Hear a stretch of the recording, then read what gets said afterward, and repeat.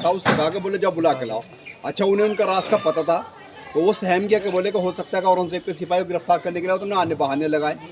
कहने लगे बोले कि मैं तो आंखें मेरी कमज़ोर हैं और मैं जा भी नहीं सकता। बोले कि मौला के पास ले गया। मौला ने कहा आंखें बंद करो। उन्होंने आंखें बंद करी तो जवानी वाली क़ुव्वत और रोशनी पाई उन्होंने। बस वो खुशी के मारे बेदार हुआ। कहने लगा जिन्हें रात दिन वो याद करते हैं वो आए, वो गए वहाँ। और उनसे कहा तो जिस कंडीशन में तो भागे वहाँ से।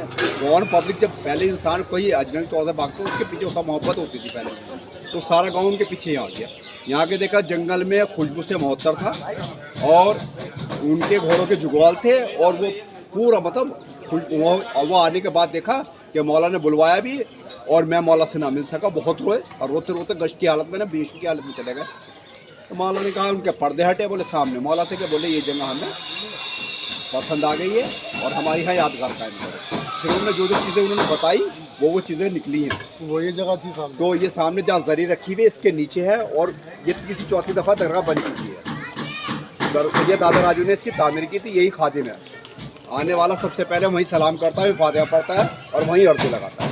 उसके बाद बादशाह के पास आता है। यहाँ का ये मौका है और यहाँ इब्तदा भी यही है, समझे। और यहाँ जो है ना क़यामत तक ज़िंदगी मतलब मिलती रहेगी यहाँ से और हाजतें पूरी होती हैं। मंत्रियों का संतरियों का नाम है। चाय और जो सालाना मस्जिद होती है जंगल के यहाँ मस्जिद से करते हैं।